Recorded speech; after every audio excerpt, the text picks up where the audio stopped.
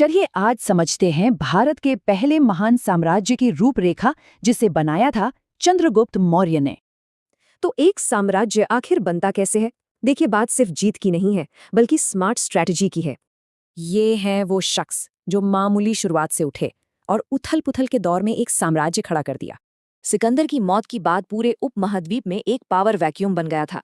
एक मौका था किसी नए के लिए। और चंद्रगुप्त का उदय कमाल की तेजी से हुआ। बस कुछ ही सालों में अपना राजवंश खड़ा कर दिया। जीतना तो बस शुरुआत थी।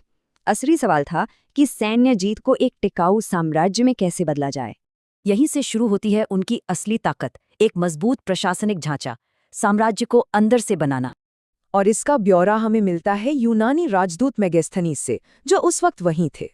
काम एकदम बंटा हुआ था, गांव, शहर और सेना। इतने बड़े साम्राज्य को चलाने का यही तरीका था। लेकिन सिर्फ सिस्टम काफी नहीं था। साम्राज्य को जोड़ने के लिए चाहिए था मजबूत इंफ्रास्ट्रक्चर। सोचिए, 1000 मील लंबा हाईवे जो राजधानी पाटलिपुत्र को तक्षशिला से जोड़ता था। और सिर्फ सड़कें ही नहीं, सिंचाई के नेटवर्क भी बनाए गए। इससे समृद्धि भी आई और सेना का पेट भी भरा। साम्राज्य को अंदर से मजबूत करने के बाद अब नजर थी पश्चिमी सीमा पर, यानी डिप्लोमेसी का दांव। लड़ाई की जगह हुई एक स्मार्ट डील।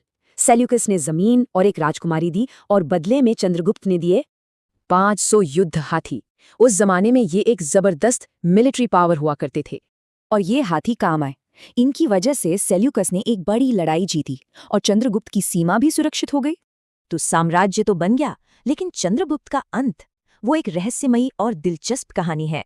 ये शिलालेख एक बहुत बड़े बदलाव की तरफ इशारा करता है, एक ऐसा बदलाव जिसका जिक्र जैन कथाओं में मिलता है। कहते हैं कि इस महान सम्राट ने सब कुछ त्याग दिया, सिंहासन छोड़ा, जैन भिक्षु बने और अंत में उपवास से देह त्याग दी। लेकिन एक बात ध्यान देने वाली है, ये कहानी उनकी मौत के करीब 1400 साल बाद लिखी गई थी। तो कौन थे चंद्रगुप्त? एक महान सम्राट या एक तपस्वी? उनके जीवन का ये आखिरी अध्याय आज भी इतिहास और कथा के बीच में है।